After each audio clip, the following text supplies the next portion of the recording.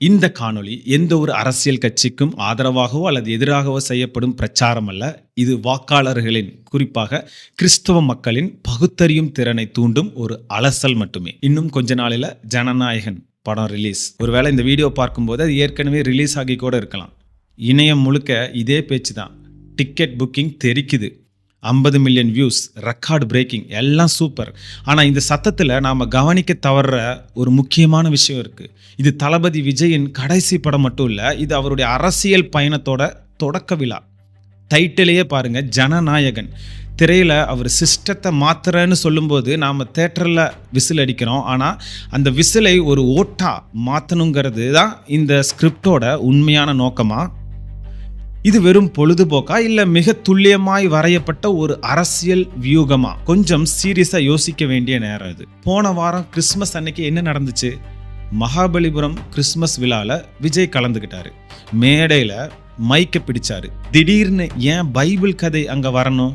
அதுவும் குறிப்பாக யோசேப்பு கதை. சொந்த சகோதரர்களாலேயே குழியில் தள்ளப்பட்டாலும் கடைசியில் எகிப்துக்கு ராஜாவாக உயர்ற கதை அது. இது யதார்த்தமாக நடந்ததா இல்லை இது ஒரு சிக்னலா?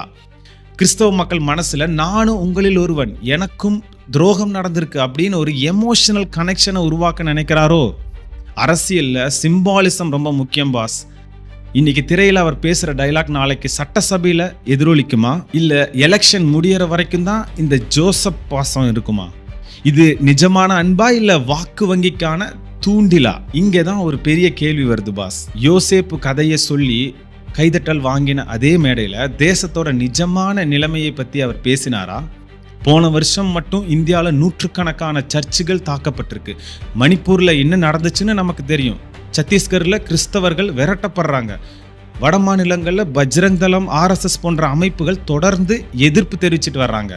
ஒரு ஜனநாயகன் உண்மையிலேயே சிறுபான்மை மக்களின் பாதுகாவலனாக இருந்தா அந்த மேடையை எதுக்கு பயன்படுத்தி இருக்கணும்? என் மக்களை தொடாத, மதவாதத்தை அனுமதிக்க மாட்டேன்னு அந்த அமைப்புகளை பெயர் சொல்லி எச்சரிக்கை பயன்படுத்தி இருக்கணும். ஆனால் விஜய் அதை செஞ்சாரா? ஒரே ஒரு வார்த்தை கூட வரல. ஏன்? யோசேப்பு கதையை சொன்னா கிறிஸ்தவ ஓட்டு வரும், ஆனால் பிரச்சனையை பற்றி பேசினா எதிர்த்தரப்பு ஓட்டு போயிடுமோன்னு பயமா? பாதிக்கப்பட்ட மக்களுக்காக குரல் கொடுக்காத ஒருத்தர் வெறும் கதையை மட்டும் வச்சு எப்படி ரட்சகராக முடியும்? உண்மையான பிரச்சனையை பற்றி பேசாமல், அதாவது பெர்சிக்யூஷனை பற்றி பேசாமல் வெறும் சென்டிமெண்ட்டை மட்டும் டச் பண்ணுறது, இதற்கு பேர் சேஃப் கேம் இல்லையா? சரி, எமோஷனை ஓரமாக வைப்போம். கொஞ்சம் ப்ராக்டிக்கலாக இல்லை மேத்தமேட்டிக்கலாக கூட யோசிப்போம். தமிழ்நாட்டில் இருக்கிற அந்த 6-7% சிறுபான்மை வாக்குகள் இத்தனை வருஷமாக ஒரு குறிப்பிட்ட திசையில் தான் போயிட்டு இருக்கு. காரணம் பாதுகாப்பு. இப்போ புதுசாக ஒரு சக்தி உள்ளே வரும்போது அந்த ஓட்டு வங்கி உடையுமா?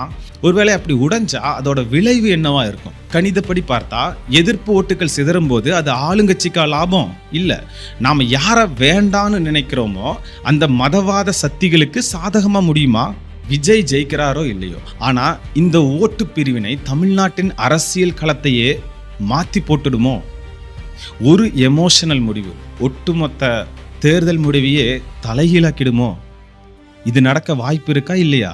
Just think about it. என் அன்புக்குரிய கிறிஸ்தவ மக்களே, ஒரு நிமிஷம் அரசியலை விட்டுட்டு ஆவிக்குரிய கண்களை திறந்து பாருங்க.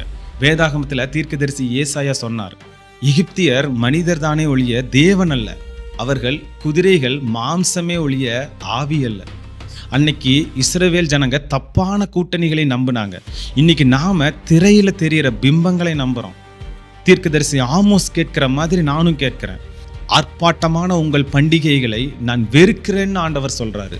இன்னைக்கு மாஸ், கெத்து, தலைவாங்கிற கோஷங்களுக்கு பின்னாடி நிஜமான நீதி, ஜஸ்டிஸ் இருக்கா? இல்லை வெறும் சத்தம் மட்டும்தான் இருக்கா? எரேமியா தீர்க்கதரிசி சொன்னார், சமாதானம் இல்லாத போது சமாதானம் சமாதானம் என்று அவர்கள் சொல்கிறார்கள். மணிப்பூர் எரியும் போது அமைதியாக இருந்துட்டு மேடையில் வந்து எல்லாரும் ஒன்றுன்னு சொல்றது சமாதானமா இல்லை ஏமாற்று வேலையா? அவர் ஆடுகளுக்காக உயிரை கொடுக்கிற மெய்ப்பனா இல்லை ஆடுகளின் வாக்குகளை மட்டும் கறக்க வந்திருக்கும் கூலியா? கனிகளை வைத்து மரத்தை அறிவீர்கள்னு இயேசு சொல்றாரு. இவரோட கனி என்ன? 30 வருஷ சினிமா அதுவா தகுதி? நிழலை நம்பி நிஜத்தை இழந்துடாதீங்க, கொஞ்சம் நிதானிங்க. இது காலத்தின் கட்டாயம். ஸோ நான் யாரையும் குத்தம் சொல்லலை, யாரையும் சப்போர்ட்டும் பண்ணலை. சீக்கிரமாக படம் வருது, இல்லை நீங்கள் ஒருவேளை படத்தை பார்த்துருப்பீங்க. ஆனால் அந்த படத்தை பார்த்த ஹேங் ஓவரோடையே வாக்குச்சாவடிக்கு போகலாமா? இல்லை நிதானமாக சினிமாவில் வில்லனை அடிக்கிறவர் நிஜத்தில் என் சபைக்கு ஒரு பிரச்சனைன்னு வந்தால் அந்த எதிரியை பேர் சொல்லி கண்டிப்பாரான்னு ஒரு நிமிஷம் யோசிச்சுட்டு போகலாமா? திரைக்கதை அவங்க எழுதுனது, ஆனால் உங்கள் வாழ்க்கையோட திரைக்கதையை எழுத போகிறது யாரு? விசிலடிக்கிற ரசிகனா இருக்க போகிறோமா இல்லை விழிப்படைந்த குடிமகனா இருக்க போகிறோமா? முடிவு உங்கள் கையில்.